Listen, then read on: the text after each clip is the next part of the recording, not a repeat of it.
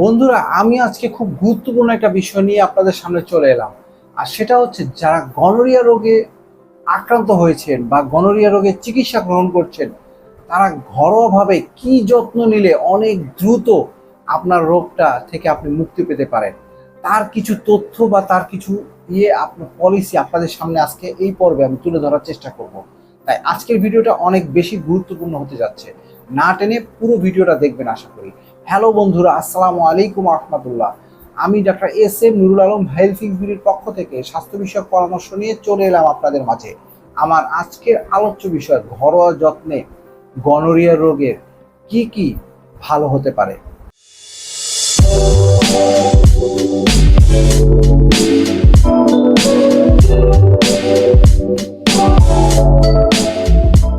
বন্ধুরা, আপনারা শুধু যদি মনে করেন যে আমি ঘরোয়া চিকিৎসার মাধ্যমে আমার রোগ থেকে আরোগ্য হয়ে যাব, ইনশাল্লাহ অবশ্যই হতে পারেন। আল্লাহ চাইলে সবই সম্ভব, কিন্তু মেডিকেল সায়েন্সের ভাষা অনুযায়ী আপনি শুধুমাত্র ঘরোয়া চিকিৎসার মাধ্যমে আপনি রোগ থেকে আরোগ্য পেতে পারবেন না। তবে হ্যাঁ, ঘরোয়া যত্নের মাধ্যমে এটা আপনার চিকিৎসাকে ত্বরান্বিত করবে, অর্থাৎ সহায়তা করবে। তো এই যে আমরা যে ঘরোয়া যে যত্নগুলো রয়েছে সেগুলো আসলে কি কি হতে পারে, তার মধ্যে একটা হচ্ছে প্রচুর পানি পান করা। পানি শরীর থেকে জীবাণু বের করতে সাহায্য করে এবং প্রস্রাবের জ্বালাটা কিছুটা কমায়। প্রচুর পরিমাণে বিশ্রাম করতে হবে। শরীর দুর্বল থাকলে রোগ দীর্ঘস্থায়ী হয়, তাই পর্যাপ্ত ঘুম খুব জরুরি। ঝাল ও মশলাযুক্ত খাবার এড়িয়ে চলতে হবে। প্রস্রাবে জ্বালাপোড়া থাকলে এই জ্বালাপোড়া আরো বৃদ্ধি করে দেবে যদি আপনি এই মশলা এবং ঝালযুক্ত খাবার খান। ভিটামিন সি যুক্ত খাবার খেতে হবে প্রচুর পরিমাণে। লেবু, কমলা, আমলকি, আপনার মালটা, এই ধরনের খাবার আপনাকে বেশি খেতে হবে, যেটা আপনার ইমিউনিটি সিস্টেমকে গ্রো করবে এবং আপনার রোগ প্রতিরোধ ক্ষমতা বৃদ্ধি করবে। পাশাপাশি হচ্ছে পরিষ্কার পরিচ্ছন্নতা বজায় রাখতে হবে। আপনার গোপনাঙ্গ সবসময় পরিষ্কার রাখুন এবং শুকনো রাখতে হবে। কেমিক্যাল বা সাবান জাতীয় দ্রব্য ব্যবহার না করে এমন কিছু অ্যান্টিসেপটিক ব্যবহার করতে পারেন, যেটা আপনি মনে করেন যে এটা আপনার গোপনাঙ্গে কোনো ধরনের সমস্যা সৃষ্টি না করে। এবং হচ্ছে যৌন সংসর্গ থেকে বিরত থাকতে হবে, অর্থাৎ চিকিৎসা শেষ না হওয়া পর্যন্ত কোনো ধরনের যৌন মেলামেশায় লিপ্ত হওয়া যাবে না।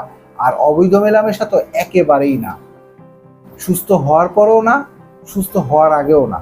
আর যেসব ভুল আপনারা এই রোগে আক্রান্ত থাকা অবস্থায় বা চিকিৎসা চলাকালীন অবস্থায় করবেন না, তার মধ্যে নিজের ইচ্ছা মতো দয়া করে নিজের ইচ্ছা মতো কোনো ধরনের ওষুধ সেবন করবেন না। হোমিওপ্যাথি হোক, এলোপ্যাথি হোক।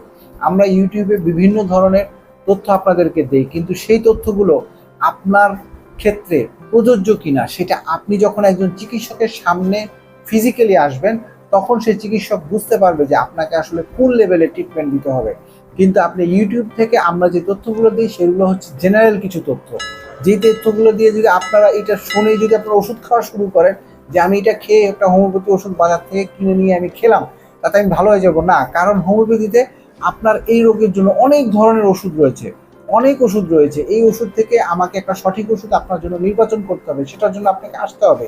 আপনি যদি এলোপ্যাথি ডাক্তারের কাছে যান, অ্যান্টিবায়োটিক যদি খান, সেক্ষেত্রে অ্যান্টিবায়োটিক কত মাত্রায় দিতে হবে, কতটুকু দিতে হবে, কয়দিন দিতে হবে, এই বিষয়টা একজন চিকিৎসক যতক্ষণ পর্যন্ত আপনাকে না সামনাসামনি দেখছে ততক্ষণ পর্যন্ত সে এটা সিদ্ধান্ত নিতে পারবে না। তাই নিজে ইউটিউব দেখে দেখে আপনি মনে করেন যে বিভিন্ন ধরনের ওষুধ কিনে খাবেন, দয়া করে এটা অন্তত করবেন না। তাতে গনোরিয়ার সাথে অন্য একটা নতুন রোগ আপনার শরীরের মধ্যে বাসা বাঁধতে পারে।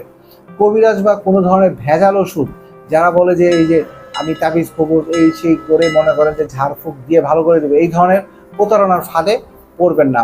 প্লাস হচ্ছে শুধু ঘরোয়া চিকিৎসার উপরে দয়া করে ভরসা করবেন না, কারণ এটা অনেক শক্তিশালী একটা জীবাণু, যেই জীবাণুটা আপনাকে অনেক দ্রুত দুর্বল করে দিতে পারে এবং এটা শেষ পরিণতি মৃত্যুর দ্বার প্রান্ত আপনাকে নিয়ে যেতে পারে। বন্ধুরা, আমার এই আলোচনাটা যদি আপনার কাছে ভালো লেগে থাকে, লাইক, কমেন্ট, শেয়ার করে আপনার বন্ধুদেরকে দেখার সুযোগ করে দিবেন এবং হচ্ছে আমার চ্যানেলটা সাবস্ক্রাইব করে আমার এই চ্যানেলকে পাশেই থাকবেন। তো বন্ধুরা, আমার আজকের আলোচনাটা এখানেই শেষ করছি। সবাই ভালো থাকবেন, সুস্থ থাকবেন, নিরাপদে থাকবেন, হেলথ ফিক্স বিডির সাথেই থাকবেন। আসসালামু আলাইকুম রহমতুল্লাহ।